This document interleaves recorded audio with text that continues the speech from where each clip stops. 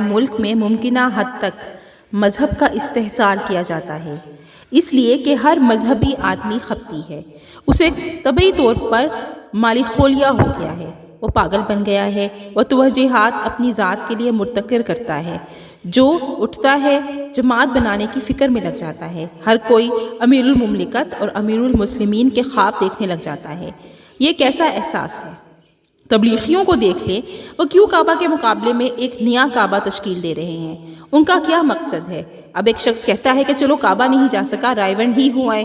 یہ کس قسم کا جملہ ہے کہ کعبہ کے بعد دنیا کے مسلمانوں کا سب سے بڑا اجتماع رائے ون ہوتا ہے؟ کیا وہ کعبہ کے مقابلے میں ایک نیا شہر بسانے کی تگ و دو میں ہے؟ یہ کیسا شماریاتی جملہ ہے کہ 20 لاکھ مسلمانوں نے رائے ون جا کر دعا مانگی ہے؟ وہ دعا کہاں چلی گئی کہ فاسق ترین لوگ حکمران بن رہے ہیں؟ بے ایمانی حد و حساب سے بھی گزر گئی ہے۔ 313 لوگوں کی دعا عرش پر جا پہنچتی ہے اور یہاں 20 لاکھ لوگوں کی اجتماعی دعا پاکستان کے لیے کچھ نہیں کر سکی۔ برصغیر پاک و ہند کا اجماع یعنی اکثریت ہمیشہ صحیح فیصلہ کرتی رہی ہے اور اجماع کے کئی فیصلے ہمارے پیش نظر ہیں۔ پاکستان کی تخلیق کے وقت اجماع نے پاکستان کے حق میں فیصلہ کیا تھا۔ تمام دینی جماعتوں کے بڑے بڑے زعما اس کے خلاف تھے۔ ایک عام مسلمان جو فکر و اعمال کی وجہ سے اتنا بلند بھی نہیں ہے، وہ تو ایک عام مسئلے پر صحیح فیصلہ کرتا ہے، مگر شیخ العرب العجم یا شیخ الحدیث اس کے برعکس غلط فیصلہ کرتے ہیں، جیسے جماعت اسلامی والے بنے بنائے اور گھڑے گھڑائے ذہن ہیں۔ میں اپنے مزاج کے مطابق عمومی لوگوں میں نہیں رہ سکتا۔ اگر میرا مزاج کڑا یا تنقیدی ہے، میرے ذہن پر اصلاح کا خناس حاوی ہے، میں عظمت کے خوابوں میں کھویا ہوا ہوں، میرے اندر انقلاب خونی انقلاب کی ایک ناجائز حس جنم لے چکی ہے، بیماری پیدا ہو گئی ہے، تو میں ایسی جماعت چنوں گا جو میرے مقصد کو سوٹ کرتی ہو۔ جماعت اسلامی میں آپ اول و آخر کس آدمی میں اختلاف پسندی نہیں پائیں گے، وہ سارے ایک جیسے ہیں۔ وجہ یہ نہیں کہ مذہب انہیں ایسا بنا دیتا ہے، بلکہ انہوں نے ہمیشہ کوشش ہی اسی قسم کی ہے۔ تبلیغی جماعت والوں میں آپ کو کوئی فرق نظر نہیں آئے گا۔ ان کی درویشانہ اپروچ اور مسکینوں جیسی طبع کو میں اینٹی اسلام سمجھتا ہوں۔ میرے ذہن میں فوری یہ تصور جنم لیتا ہے کہ اگر اسلام کی انہی لوگوں نے تبلیغ کرنی ہے تو میں قیامت تک مسلمان نہیں ہو سکتا۔ جس قسم کے رویے کا وہ مظاہرہ کرتے ہیں وہ ہرگز خوش اخلاقی نہیں ہے۔ کیا آپ اسے خوش اخلاقی سمجھتے ہیں؟ بلکہ یہ ایک بیماری اور لاغر پن ہے۔ میں تو انہیں دیکھ کر ڈپریس سا ہو جاتا ہوں۔ ان کے پاس انداز گفتگو ہی نہیں، کیونکہ دین کی بات کی ترسیل کے لیے آپ کی علمیت بے شمار ہونی چاہیے، اور بحث کرو، مگر بحث کا طریقہ اتنا خوبصورت ہونا چاہیے کہ دوسرے پر اثر انداز ہو۔ وہ کیا کرتے ہیں؟ وہ تو مسجد میں 2-4 چلوں کی بات کرتے ہیں، اور چلوں سے تو عقل نہیں بڑھتی، اس سے 2 صفحوں کی معلومات میں اضافے کے سوا کچھ ہاتھ نہیں آتا۔ اسلام میں اس طریقہ کار اور تبلیغ کے اس طریقے کا وجود نہیں ہے۔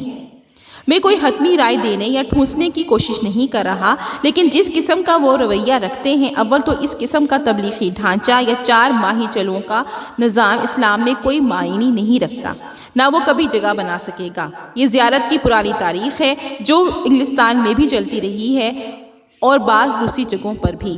یہ طریقہ ہائپنوسس تنویم کو آگے لاتا ہے، جو مذہب میں ایک نام نہاد اور جعلی طریقہ ہے۔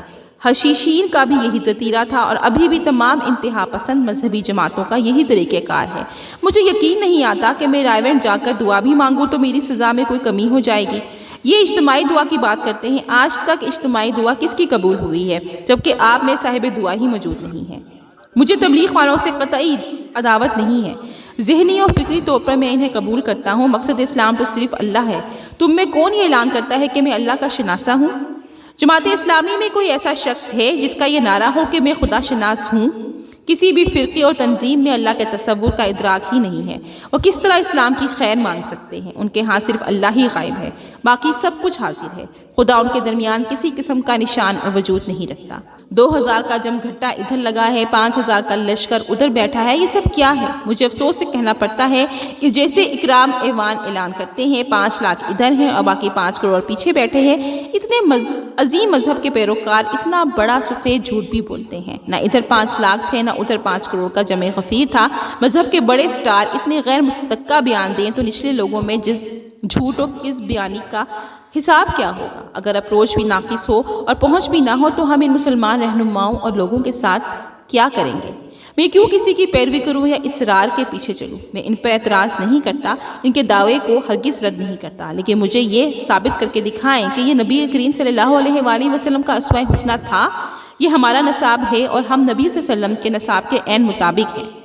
اصولی طور پر اگر تبلیغ والے یہ کہتے ہیں کہ یہ محمد رسول اللہ کا نہج تھا تو پھر انہیں ثابت کر کے دکھانا ہوگا کہ زمانہ نبوت میں اس قسم کے بستر اٹھتے رہے ہیں۔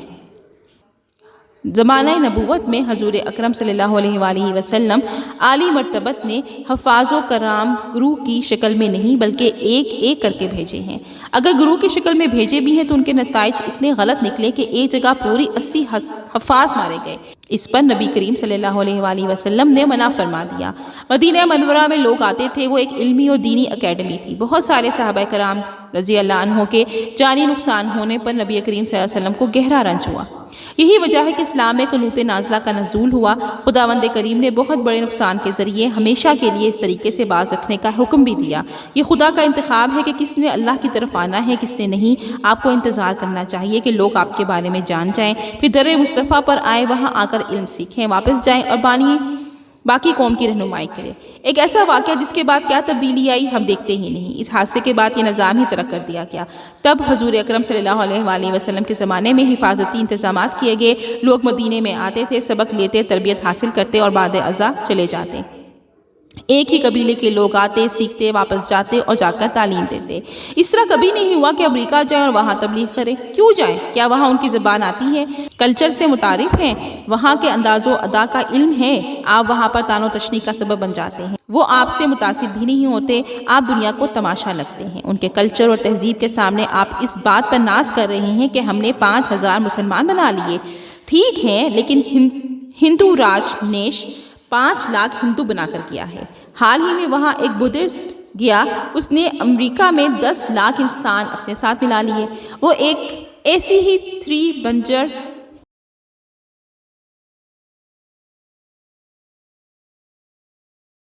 بنجر اور ویران قوم ہے کہ کوئی بھی انہیں جوش و جذبہ دے کر اور چمتکار سے اپنے ساتھ ملا سکتا ہے۔ وہاں پر ہندو برادری میں سے کوئی جادوگر ٹھہرا ہوا تھا، اس کا سحر لوگوں کو حیرت زدہ کرنے لگا۔ اس نے وہاں پر 3 لاکھ آدمیوں کی جماعت بنا لی۔ یہ کوئی کریڈٹ نہیں ہے کہ ہم نے 5000 مسلمان کر لیے یا جاپان میں تبلیغ سے 2000 مسلمان کیے ہیں۔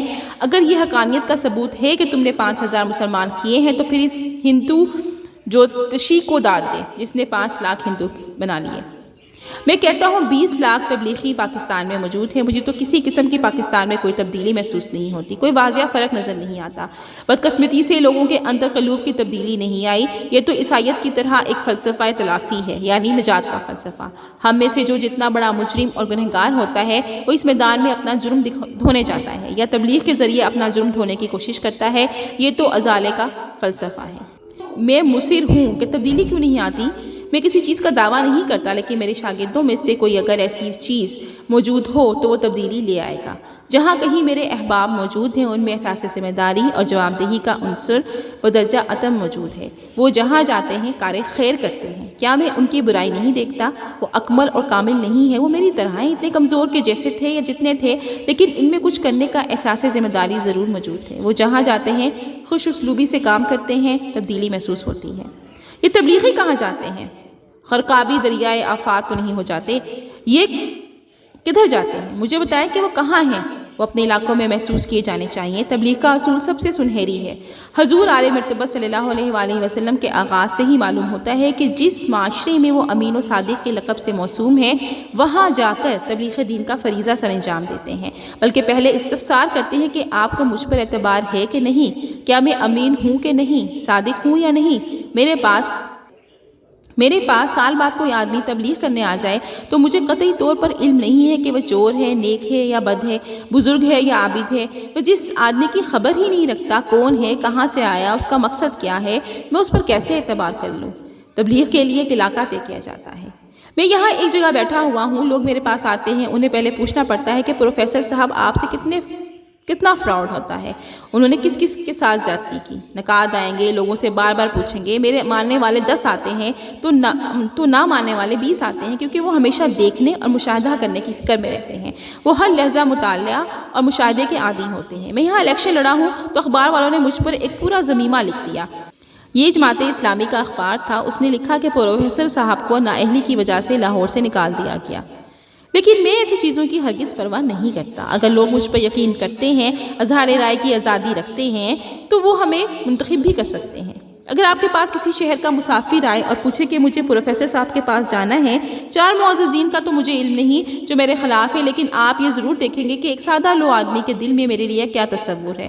وہ اس کو ساتھ لیتے ہیں، میرے گھر لے آتے ہیں، خاطرداری کے لیے بھی کہتے ہیں۔ یہ وقار، یہ تعظیم باہر نکل کر نہیں پیدا ہو سکتی ہے، یہ ان کا اپنے دلوں میں پیدا کردہ مقام ہے، ان کے اپنے مشاہدے پر مبنی ہے۔ میری اندرونی باطن تو ان تک نہیں پہنچ رہا ہوتا، میری سوچ بھی ان تک نہیں پہنچ پاتی۔ وہ سادہ لوگ ہیں، لیکن ان تک میری سوچ کا عمل پہنچتا ہے۔ اللہ کے لیے میں ان کی سڑکیں یا گلیاں تعمیر کروا دیتا ہوں، 50-60 فی سبیل اللہ پانی کے نلکے لگوا دیے ہیں۔ یہ میری ذاتی جیب سے نہیں نکلے، بلکہ یہ رقم میں نے اکٹھی کی ہے۔ لوگ باخبر ہیں کہ وہ سب کچھ ہماری فلاح و بہبود کے لیے سر انجام دے رہا ہے۔ یہ ایسا کام ہے جس کی سیاست میں بھی اشد ضرورت ہے۔ میں نے تو صرف تھوڑا سا عملی مظاہرہ کر کے دکھایا ہے۔ لوگ 4-4 گھنٹے میری باتوں کو کیوں انہماک سے سنتے ہیں؟ وجہ ہے کہ میں جو کہتا ہوں اس پر ایمان رکھتا ہوں۔ اگر میں حب الہی کی بات کرتا ہوں تو میرا اس پر کامل یقین ہے۔ اگر میں رحمت خداوندی کی ذکر کرتا ہوں تو میرا اس پر کامل یقین ہے۔ اگر گناہوں کی بات کرتا ہوں تو اس پر بھی یقین رکھتا ہوں۔ میں اپنی خطا پر یقین رکھتا ہوں، یہ میرا ایک حصہ ہے، یہ میرے کمپیوٹر کا ایک حصہ ہے۔ اگر وہ خطا کرتا ہے تو میں کس طرح غافل ہو سکتا ہوں؟ کوشش تو میں بھی یہی کرتا ہوں کہ نہ کرنے کی کوشش کی جائے۔ میں اپنی قوت ارادی اور مرضی سے اس سے اجتناب کرنے کی ہر تگ و دو کروں گا، مگر مجھے علم ہے کہ اپنے بہترین علم و ذہن کے ہوتے ہوئے بھی میں غلطی کر سکتا ہوں۔ لیکن یہ ہمارے بزرگ وہ ہیں جو کبھی غلطی نہیں کرتے، یہ غلطی سے ماورا بنتے ہیں۔ انسانی جبلت کسی استعداد کی تعمیل کا نام ہے، کیونکہ انسان ایک مستقل عادت یہ ہے کہ وہ اپنی کسی عادت سے جان نہیں چھڑاتا۔ جیسے میں پچھلے 50 سال سے سگریٹ نوشی کر رہا ہوں، بہت سارے لوگ مجھ سے استفسار کرتے ہیں کہ تم اس سے کیوں نہیں بچتے، تمہاری قوت ارادہ اور ارادہ دونوں مضبوط ہیں، آپ خدا کے اس راستے کی طرف گامزن ہیں، یعنی صراط مستقیم کی طرف۔ آپ میں اتنا حوصلہ ہونا چاہیے کہ آپ اسے ترک کر دیں۔ ہاں، مجھے اتنی ہمت و حوصلہ ہے کہ میں اسے چھوڑ سکوں، اس لیے نہیں کہ میرے پاس قوت ارادی موجود ہے، میرے ہاں قوت ارادی نہیں ہے۔ جب سے لا حول ولا قوت کا ذکر شروع کیا ہے، اس کے بعد میری قوت ارادی نہیں رہی۔ میں تو صبح و شام یہ کہتا ہوں کہ نہ میرے پاس قوت ہے نہ ہی ارادہ ہے، جو کچھ ہے میرے اللہ کریم کا ہے۔ پھر میں اپنی قوت ارادی اور پرعزم ارادوں کا کیسے دعویٰ کر سکتا ہوں؟ سگریٹ نوشی صرف جبلت اور عادت ہے، مسئلہ یہ ہے کہ میں اس عادت کو چھوڑنا نہیں چاہتا۔ میں تو اپنی عادت سے ہمدردی کر رہا ہوں۔ اب مجھے خوف و خطرات بھی آن گھیرا ہے، مجھے خوف آتا ہے، خوف کینسر کا ہے، گلے کی خرابی کا ہے۔ میں پچھلی دفعہ شفا انٹرنیشنل گیا تو میں نے گلے کے بارے میں معلوم کیا کہ بیماری سنجیدہ تو نہیں ہے۔ وہ خوف ختم ہوا تو میں اپنی عادت پر آ گیا۔ ہمارا یہ دوسرا اجتماع ہے۔ یہ اجتماع بھی مذہبی سیشن نہیں ہے، بلکہ عید کے بعد ہم ملا کرتے ہیں۔ اس مرتبہ ہم اتنے سارے اکٹھے ہو کر چل رہے ہیں۔ اس کا مقصد جماعت بنانا یا کوئی تنظیم کھڑی کرنا نہیں ہے، البتہ جائزے کا ضرور ہے۔ ہم اپنی ذہنی و اخلاقی اور ظاہر و باطن کی جدوجہد میں کوشش کرتے ہیں کہ توازن حاصل کریں، ایک دوسرے کی مدد کریں، بہت سے علم حاصل کریں، کم تر تک پہنچائیں، تاکہ اللہ ہمیں یہ توفیق بخشے کہ آئندہ آنے والے وقتوں میں ہم اپنی نسلوں کو بہتر سراغ علم اور بہتر آئیڈیل دے سکیں۔